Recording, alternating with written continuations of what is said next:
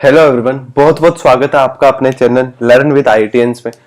आज का ये वीडियो बहुत इंपॉर्टेंट होने वाला है, राइट। पिछले लास्ट वीक में मैंने बहुत सारे बच्चों से बात करी और बहुत सारे बच्चों से ये डाउट्स जनरली मिला कि जैसे मैं ऑफलाइन कोचिंग हम लोग पढ़ाते हैं तो हमारी टीम को ये जनरली डाउट्स बच्चों से मिला कि सर बहुत सारे बच्चे आके मिलते हैं, 11th के बच्चे, 12th के बच्चे, ड्रॉप ईयर के बच्चे, नीट के बच्चे, जेई के बच्चे आके सब ये सारे डाउट्स, मतलब जो ये डाउट है वो ऑलमोस्ट बहुत सारे बच्चों का 60, 70, 80% बच्चों का डाउट रहता है कि सर मेहनत बहुत करता है पर स्कोर का क्या करें। राइट सर, हम लोग होमवर्क कर रहे हैं, जो आप पढ़ा रहे हो वो पढ़ रहे हैं, रिवीजन भी कर रहे हैं, बहुत सारी चीजें कर रहे हैं, लेकिन फिर भी स्कोर वही का वही। मतलब एक टेस्ट है जिसमें हम लोग बहुत अच्छा पढ़ते हैं तो भी स्कोर उतना ही आता है, दूसरा टेस्ट हम लोग थोड़ी प्रिपरेशन कम करते हैं तब भी स्कोर उतना ही आता है। तो सर क्या मतलब हमारा सिलेक्शन नहीं होगा या फिर हम लोग किसी गलत ट्रैक पे जा रहे हैं, राइट। तो ये उनका बहुत सारे बच्चों को डाउट रहता है, उसकी वजह से वो टेंशन में रहते हैं, राइट। जैसे हम लोगों ने, मैंने देखो यहाँ पे फोटो भी दे रखी है, ये देखो वो लोग टेंशन में रहते हैं, मस्त भाई साहब की सर कुछ समझ नहीं आ रहा यार, पढ़ाई करे तो भी घर वाले भी बोलते हैं कि भाई सब चल क्या रहा है। 10th 12th तक परसेंटेज आते थे 90, 85, 95 परसेंटेज थे, और अब यहाँ पे 90 नंबर भी नहीं आता, 90 स्कोर भी नहीं आता जेई में। तो बोलते सर 720 का पेपर होता है, नीट में 300 400 स्कोर पे रह जाते हैं, फिर घर वालों को लगता है कि चल क्या रहा है, 50% स्कोर तक नहीं आ रहा, और उसकी वजह से हम डिप्रेशन में जा रहे हैं, टेंशन में आ रहे हैं, राइट। तो इसका क्या सॉल्यूशन है? तो आज के इस वीडियो में मैं आपको स्टेप बाय स्टेप आपको चीजें एक्सप्लेन करने की कोशिश करूंगा, वो मेरे एक्सपीरियंस से, क्योंकि ये जो सेम चीज प्रॉब्लम आपको आ रही है वो मुझे भी आई थी जब मैं मेरी जेई की प्रिपरेशन कर रहा था, राइट। तो वो मैं कोशिश करूंगा कि आपको एक प्रॉपर तरीके से एक्सप्लेन कर पाऊं जहां से बहुत सारी चीजें सीख पाऊं। सबसे पहली बात ये बहुत ध्यान से समझिएगा कि अगर ये चीज आपके साथ में हो रही है, अगर ये चीज आपके साथ में हो रही है तो इसमें कुछ गलत नहीं है, ये एक प्रोसेस का पार्ट है, राइट। प्रोसेस का पार्ट है, ये बात एक्सेप्ट कर लीजिएगा। अगर नहीं एक्सेप्ट कर रहे हो तो आपको इस बात का रिग्रेट होगा।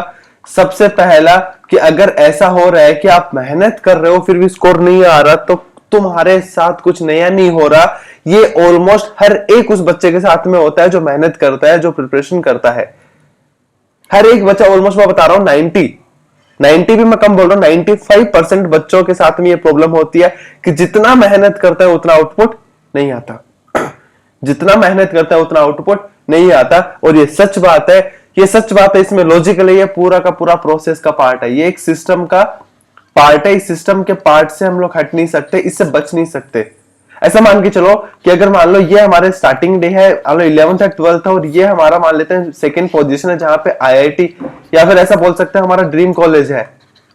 तो यहां से यहां जाने के बीच में एक स्टेप आती है, वो आती है नंबर नहीं आते। ये प्रोसेस इसका आपको पार्ट, आप इस प्रोसेस का पार्ट आपको समझना पड़ेगा। अगर मार्क्स नहीं आ रहे हैं तो डोंट वरी, ये कोई टेंशन लेने वाली बात नहीं है, ये ऑलमोस्ट सबके साथ में होता है। क्यों होता है मैं लॉजिकल समझाता हूं, फिर मैं ये भी बताऊंगा कि अपने को क्या करना है, कि ऐसा कोई टेंशन वाली बात नहीं है, चल रहा है चलने तो कोई इशू नहीं, बस मेहनत कर रहे हो, मेहनत लगातार करते जाओ। फॉर एग्जाम्पल मैं आपको एक छोटे से एग्जाम्पल से स्टार्ट करता हूं, फिर हम लोग अपने पॉइंट की बात करेंगे। जैसे ये देखो, मैंने 2 फोटोज लगा रखी है। ये फोटोज जनरली मैं फोटोज यूज नहीं करता हूं, लेकिन फिर भी मैंने सोचा कि आपको एक्सप्लेन कर पाऊं, तो इसलिए देखो आप चीजों को ज्यादा समझ पाओ, इसलिए मैंने कुछ फोटोज यूज करी है। कि देखो आपको बैम्बू का ट्री दिख रहा होगा, ठीक है। अब इस ट्री के बारे में थोड़ी सी कुछ कहानी बताता हूं, उसके बाद हम लोग रिलेट करेंगे अपनी जेई और नीट की प्रिपरेशन से लेके, फिर हम लोग आगे के पॉइंट्स की बात करेंगे। कि जब बैम्बू के ट्री को स्टार्टिंग में लगाया जाता है, स्टार्टिंग में मतलब जब जैसे जैसे स्टार्ट होता है, जैसे मान लो एक पेड़ अपने को लगाना है, जब इसे स्टार्टिंग में लगाया जाता है तो ऐसा देखा जाता है कि स्टार्टिंग के 2-3 ईयर्स के अंदर ये मुश्किल से 2-3 ईयर्स के अंदर मुश्किल से ये 2 से 5 फीट 5 फीट जमीन से ऊपर आ पाते हैं। सोचो 2 से 3 साल हो गए लगाने के बाद में, सिर्फ 2 से 5 फीट ऊपर आ पाता है 2 से 3 ईयर्स में। लेकिन उसके बाद ये 4 वीक के अंदर, उसके बाद ये 4 वीक के अंदर 150 फीट से भी ऊपर चला जाता है। बात समझ में आ रहा है? सोचो जो बैम्बू का ट्री था, जो स्टार्टिंग के 2 से 3 साल के अंदर सिर्फ 2 से 5 फीट ऊपर हो पाया, इसका मतलब ये थोड़ी ना कि 2-3 साल में ग्रो नहीं कर रहा होगा। अब सोचो अगर एक मान लो एक नॉर्मल आदमी है जो, जिसे मान लो बैम्बू का ट्री लगाना है, बैम्बू की खेती करनी है, तो वो क्या करेगा? क्या 2-3 साल के अंदर अगर वो एक महीने बाद वो उखाड़ के फेंक देगा? क्योंकि एक महीने में तो वो कुछ बिल्कुल जमीन से बाहर नहीं निकलेगा। 1 साल भी बाद क्या उखाड़ के फेंक देगा क्या? या 3 साल में उखाड़ के फेंक देगा? नहीं। उसे पता है कि भाई 2 से 3 साल में जब ये जमीन से ऊपर नहीं आ रहा, तो ये देखो, ये जैसे रूट्स दिख रही है, जैसे रूट्स आपको दिख रही है, जमीन के अंदर अपने आप को ग्रो कर रहा है, जमीन के अंदर अपनी इसकी रूट्स ग्रो हो रही है और उसी रूट्स की वजह से अगले 4 वीक के अंदर अंदर 150 फीट से ऊपर तक चला जाता है। तो आप मुझे बताओ, अगर मैं आप लोगों से एक चीज पूछूं तो क्या ये जो 150 फीट जाता है सिर्फ 4 वीक का एफर्ट थे क्या? जो ये क्या है 4 वीक्स के एफर्ट्स थे? नहीं, ये 4 वीक्स के एफर्ट्स नहीं थे, ये पूरे के पूरे 2 से 3 साल जो लगे उन सारे हर एक दिन का एफर्ट था, लेकिन रिजल्ट उसके बाद मिला। बात समझ में आ रहा है? तो जो सेम बंबू की ट्री के साथ में होता है सेम हमारे साथ में होता है। मैं बताता हूं, जब 11th 12th जब 11th क्लास में हो आप या फिर 12th क्लास के अंदर हो, स्टार्टिंग के 1 साल, मैं बोलता हूं 1 साल 1.5 साल भी लग जाते हैं। स्टार्टिंग में सिर्फ बेस स्ट्रॉन्ग होता है, स्टार्टिंग में सिर्फ आपका बेस स्ट्रॉन्ग हो जा रहा होता है, और उसके बाद जब आपका सिलेबस कंप्लीट हो जाएगा, ध्यान रखना ये सब लोगों के लिए अलग अलग टाइम आता है। कुछ लोगों का 11th खत्म होते होते स्कोर अच्छा होने लग जाता है, कुछ लोगों का सिलेबस खत्म होने के बाद स्कोर अच्छा होता है जब उसे रिवीजन का टाइम मिलता है। जब सिलेबस फिनिश हो जाता है उसके बाद आपको रिवीजन का टाइम मिलेगा, और उस वक्त में आपका स्कोर जो e की पावर x का ग्राफ होता है ना, इस एक्सपोनेंशियल ग्रोथ होता है, इसका ग्राफ एक्सपोनेंशियल ग्रोथ होता है, आपके स्कोर एक्सपोनेंशियली बढ़ता है, फॉर श्योर बढ़ता है। ये तब होता है जब अगर आपने 11th 12th में रेगुलर प्रिपरेशन कर रखी होती है। तो मैं आपसे एक सवाल पूछता हूं, चलो आप मुझे बताओ कि आप जो भी, अगर आप किसी भी कोचिंग में प्रिपरेशन कर रहे हो, ऑनलाइन कर रहे हो, ऑफलाइन कर रहे हो, कहीं भी किसी भी स्टेट में कहीं भी इंडिया से बिलोंग करते हैं, आप प्रिपरेशन कर रहे हो, तो आप मुझे एक चीज बताओ कि आप जब स्टार्टिंग में आए थे, मतलब आज से 2 3 4 5 महीने पहले जब भी आपने प्रिपरेशन स्टार्ट करी, उसमें और आज के दिन में फर्क है कि नहीं है? क्या कुछ फर्क आ रहा है? फर्क किस चीज के अंदर? फर्क आपके मान लेते हैं कैलकुलेशंस के अंदर, कि आप कितनी कैलकुलेशन कर पा रहे हैं। फर्क इसके अंदर कि आपकी थिंकिंग के अंदर, कि आप भाई जो सवाल है उसे आप सोच पा रहे हो कि नहीं सोच पा रहे हो। क्या आपको इन चीजों पे कुछ ना कुछ फर्क दिख रहा है? मैं गारंटी देता हूं, 100% लिख के दे सकता हूं कि अगर एफर्ट्स लगा रहे हो, आप अगर मेहनत कर रहे हो लगातार, तो डेफिनेटली आपको ग्रोथ दिख रही होगी। आपको ऐसा लग रहा होगा कि नहीं यार, मेरे अंदर चेंज आ रखा है, चेंज आ रखा है। तो ये एक्चुअल में ऐसा होता ही होता है। तो सबसे पहले तो आपको इस बात पे बिलीव करना पड़ेगा कि भाई कोई दिक्कत नहीं, अगर स्कोर कम आ रहा है तो आपको मेहनत कम नहीं करनी। जहां मेहनत कम कर दे समझ लो कि गेम खत्म है। जहां आपने मेहनत कम कर दी गेम खत्म है, उसके बाद चांसेस ने रूट्स, सोचो आपने रूट्स बढ़ने से रोक दिया तो भाई यार आप बंबू की तरह बढ़ तो क्या ही पाओगे, सारा काम खत्म है। तो मेहनत अपने को कम नहीं करनी है। दूसरा देखो, एक्चुअल में देखो यार स्कोर कम क्यों आता है। देखो कि जैसे अभी जो आपके टेस्ट होते हैं, अभी मान लेते हैं कि अभी जो टेस्ट होते हैं वो ऑलमोस्ट कुछ ही चैप्टर्स का टेस्ट होते हैं।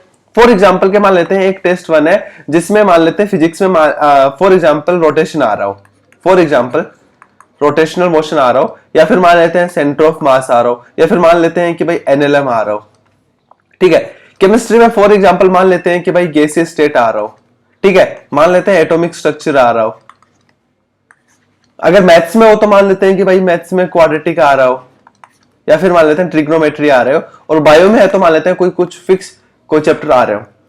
तो अब जो जनरली अपने कोचिंग्स में टेस्ट होते हैं और जो भी आप टेस्ट देते हो उसमें कुछ टॉपिक्स आते हैं, और ये टेस्ट आपका मान लेते हैं वीक चला गया, ये टेस्ट आपका खराब चला गया, तो आप सोचने लगोगे नहीं सर सब खराब हो गया, मैं तो जेई नीट तो मेरे बस की बात नहीं है, बस खत्म मेरा काम, मेरा से कुछ नहीं होने वाला। अरे ऐसा नहीं है मूर्ख, जस्ट सोच के देखना, क्या थोड़ा सा सोच के देखो कि ऐसा हो सकता है ना कि भाई रोटेशन वाला पार्ट ऐसा हो जो आपका स्ट्रॉन्ग ना हो। ऐसा हो सकता है ना कि रोटेशन आपको ज्यादा अच्छे से आ नहीं रहा हो सकता है gases state atomic structure topic जो आपके वीक हो, लेकिन अगर केमिकल बॉन्डिंग की बात करते, अगर इनऑर्गेनिक की बात करते आपके बहुत स्ट्रॉन्ग हो, और अगर ऑर्गेनिक की बात करते हैं जीओसी वगैरह हो गया आपके बहुत स्ट्रॉन्ग हो। ये अगर बहुत स्ट्रॉन्ग हो, क्योंकि इसमें तो क्वेश्चन आए नहीं तो तुम लोग कर ही नहीं पाए, तो सर वहां स्कोर कम हो गया। अब एक्चुअल में एग्जाम देखो, अब मुझे बताओ जो एक्चुअल में जो अपना फाइनल एग्जाम होगा, जो अपना फाइनल गोल है, तो क्या उसमें सिर्फ सवाल रोटेशन के आएंगे क्या उसमें सवाल सिर्फ सेंटर ऑफ मास के आएंगे क्या, या सिर्फ उसमें गैसेस स्टेट के आएंगे, सिर्फ ट्रिग्नोमेट्री के आएंगे? नहीं, उसमें आएगा कंप्लीट सिलेबस, उसमें आएगा कंप्लीट सिलेबस। और ध्यान रखना कंप्लीट सिलेबस में हमारा अगर 80% सिलेबस भी अच्छे से कवर है, 80-90% सिलेबस कवर है, इसका मतलब हमारा सिलेक्शन कोई नहीं रोक सकता, बहुत अच्छे से ग्रो हम लोग कर सकते हैं। लेकिन अभी स्कोर कम क्यों है? क्योंकि अभी कुछ फिक्स टॉपिक्स थे जो हम लोग हमारे वीक है, थोड़े से मान लेते हैं, या फिर इसमें में टाइम लगेगा, वीक है इसलिए हमारा स्कोर नहीं आ रहा। तो इसलिए टेंशन लेने की जरूरत नहीं है, क्योंकि जैसे ही पूरा कंप्लीट स्कोर रहेगा, कंप्लीट चीजें आएंगी, कंप्लीट सिलेबस आएगा, तो स्कोर अपना बढ़ेगा, अगर तुम लगातार मेहनत करते आ रहे हो तो। दूसरा देखो, एक लास्ट में एक पॉइंट मैं और डिस्कस करना चाहूंगा जहां से तुम्हें बहुत हेल्प मिल जाएगी कि देखो एक्चुअल में क्या होता है, फॉर एग्जांपल हम लोग एटॉमिक स्ट्रक्चर की बात कर लेते हैं, ठीक है, या और अगर हम लोग क्योंकि मैं एक्चुअली केमिस्ट्री पढ़ाता हूं तो हम केमिस्ट्री की बात कर लेते हैं, एटॉमिक स्ट्रक्चर हो गया, या फिर केमिकल बॉन्डिंग की बात कर लेते हैं। अब केमिकल बॉन्डिंग में अगर मान लो कुछ स्ट्रक्चर्स हैं, कुछ भी ऐसी चीजें हैं जो अभी हम लोग नहीं बना सकते, मान लो 11th के स्टार्टिंग में हो तो तुम्हें फील नहीं आएगी, क्योंकि बहुत सारे कंपाउंड्स जो हमें समझ नहीं आएगा कौन से कंपाउंड की स्ट्रक्चर क्या होगी, कौन कैसे क्या बनेगा। लेकिन जैसे जैसे 11th से तुम लोग 12th में जाओगे, जैसे जैसे टाइम बढ़ेगा, जब 2 साल का टाइम होगा, तुम बहुत सारे पूरी P block, S block, D block, F block सारे ब्लॉक्स पढ़ोगे, तो तुम्हारा ऑटोमेटिकली केमिकल बॉन्डिंग क्या हो जाएगा, स्ट्रॉन्ग हो जाएगा, केमिकल बॉन्डिंग स्ट्रॉन्ग हो जाएगा। सोचो अगर मान लो केमिकल इक्विलिब्रियम थोड़ा सा वीक है, धीरे धीरे आयनिक पढ़ोगे, धीरे धीरे चीजें वो भी स्ट्रॉन्ग हो जाएंगी। तो जो 11th में जो टॉपिक इस कंडीशन में आपका है, अगर आप रेगुलर मेहनत करोगे तो 12th एंडिंग तक वो टॉपिक आपका डेफिनेटली बहुत स्ट्रॉन्ग होने वाला है। मतलब 11th में अगर मान लेते हैं अगर कोई टॉपिक है उसमें अगर आप मतलब 10 में से अगर 6 मार्क्स देते हो, तो अगर वही 12th एंडिंग तक, ये तब है जब आप अगर रेगुलर मेहनत कर रहे होंगे, ईयर एंडिंग तक आप 6th को 8th 9 मार्क्स देना स्टार्ट कर दोगे। ऐसा क्यों हो रहा है? ऐसा डेफिनेटली हो रहा है क्योंकि भाई यहां से यहां जाने पर ग्रोथ होती है। आपने क्यों ग्रो किया? आपने सीखा है, चीजें सीखी हैं, आपका माइंड बढ़ा होगा, दिमाग बढ़ा होगा। बात समझ में आया? तो इस चीज का आपने स्पेशली बहुत ध्यान रखना है, टेंशन नहीं लेना है। स्टार्टिंग में जो भी चल रहा है चलने दो, बस रेगुलर मेहनत करते जाओ। बाकी आप लोगों के लिए एक बहुत बड़ी गुड न्यूज है मेरे लिए, हमारे लिए, हमारी टीम की तरफ से, कि अगर ये कुछ बेसिक चीज से अप्लाई कर रहिएगा, और अगर आपको ऐसा लगता है कि नहीं सर हमें कोई, आप ऑनलाइन कोचिंग ले रहे हो, ऑफलाइन कोचिंग ले रहे हो, और हमें आपको कोई मेंटोर नहीं मिल रखा सॉरी, आपको कोई गाइडेंस नहीं मिल रखी है प्रॉपर, आपको कुछ पता नहीं है कि सर कैसे क्या पढ़ना है, तो हमारी टीम ने लॉन्च किया है एक mentorship program learn with IITians नाम से। जो आप उसमें आप हमारे मेंटोरशिप प्रोग्राम को ज्वाइन कर सकते हैं, जहां पे आपको प्रॉपर गाइडेंस मिलेगी। आपका डेली का जो भी आप कर रहे हो उसे ट्रैक किया जाएगा। डेली आप कितना क्या किया, एक्सेल शीट पे, वो हमारा पूरी प्लानिंग है, उसके थ्रू आपका डेली का ट्रैकिंग की जाएगी, आप कितना क्या पढ़ रहे हो, डेली आपको गाइड किया जाएगा। और मंथली आपको सबसे इंपॉर्टेंट चीज आपको बता रहा हूं, मंथली 1, 2 से 3 ऐसे सेशंस होंगे तुम्हारे।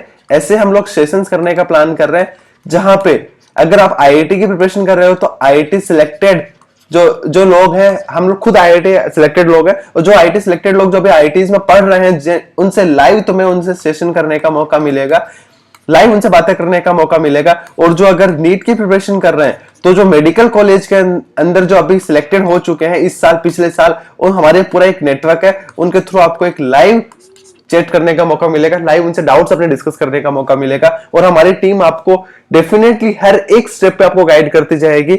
ये एक छोटा सा पेड प्रोग्राम है, क्योंकि अगर पेड नहीं होता तो आप वर्थ नहीं समझ पाते। क्योंकि मैं आपको बता रहा हूं एक बहुत इंपॉर्टेंट चीज है कि जो मेंटोर होता है, जो गुरु होता है ना, ऐसा बोलते हैं गुरु बिन गति ना गाथा। जब तक एक मेंटोर नहीं मिलेगा, आपको राइट गाइडेंस नहीं मिलेगी, तब तक आप लाइफ में बहुत बड़ी ग्रोथ नहीं कर पाओगे, राइट?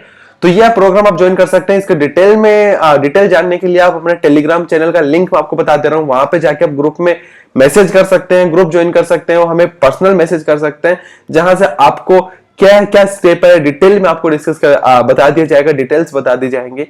तब तक के लिए थैंक यू सो मच, पढ़ते रहिए, and let's crack JEE and NEET together. Thank you so much.